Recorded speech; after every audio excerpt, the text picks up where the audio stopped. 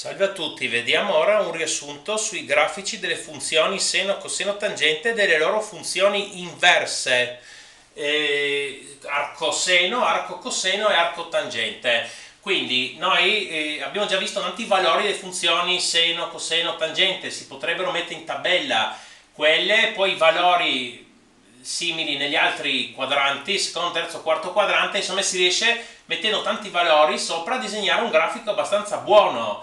Allora, le funzioni seno e coseno hanno questa forma che appunto viene detta sinusoide e che poi si ripete all'infinito. Perché? Perché basta pensare, intanto qua ho messo comunque gli angoli radianti, si usa fare così per mettere sul grafico, si mettono i valori in radianti.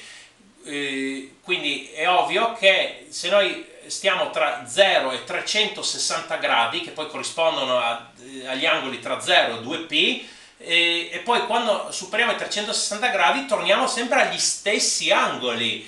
370 gradi sarà equivalente a 10 gradi e quindi troviamo sempre gli stessi angoli, quindi i valori delle funzioni devono essere uguali, per forza si ripetono. Diciamo che sono funzioni periodiche di periodo 2π. 2π corrisponde a 360 gradi, seno e coseno.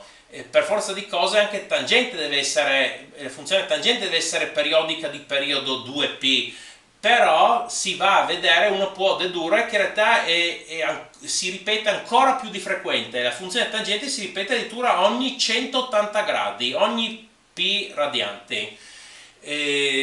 Ok, la funzione tangente ha questi asintoti. L'asintoto è una retta alla quale il grafico si avvicina all'infinito, quindi qua si va a avvicinare all'infinito a questa retta e a questa.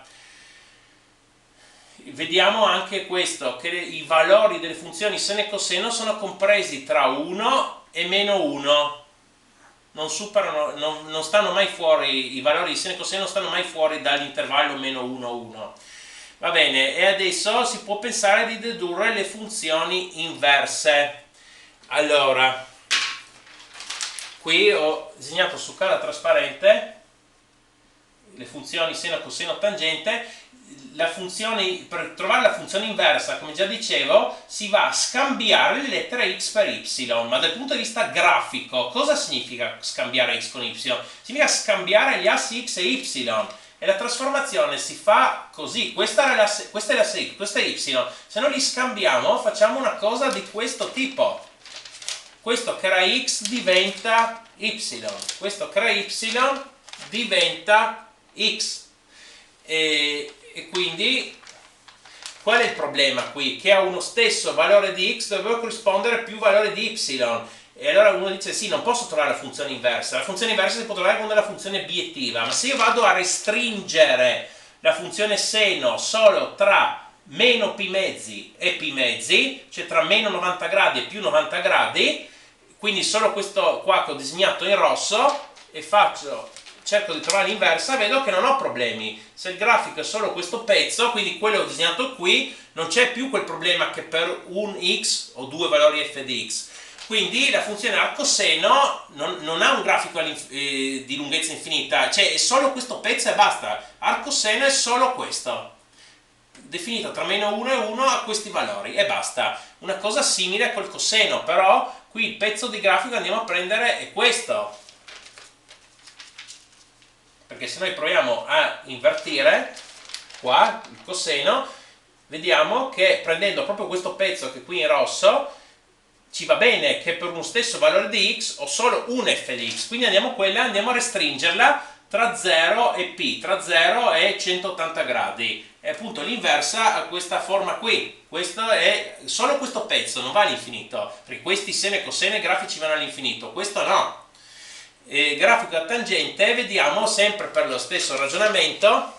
Allora, grafico a tangente ha infiniti rami fatti così, prima e dopo, però sempre lo stesso ragionamento, andiamo a invertire gli assi, vediamo che possiamo prendere solo uno di questi rami, perché non ne posso prendere più di uno, perché sennò qui avrei un valore di x, avrei due valori f di x. No, ne prendo solo uno. Si prende questo che è da meno π mezzi a π mezzi, da meno 90 gradi a più 90 gradi. Ed è questo il grafico. Questo invece sì che è definito su tutti i numeri reali. Il grafico qui è infinito, invece qui è finito, solo questo pezzo, invece qua è infinito. Questa è un'idea in generale per trovare l'inverse di qualsiasi funzione. Si va a fare una trasformazione così, si scambiano gli assi x e y e si trova che aspetto ha il grafico a funzione inversa, o se eventualmente dobbiamo andare a restringere per trovare l'inversa. Va bene? Per favore mettete un mi piace e iscrivetevi, grazie.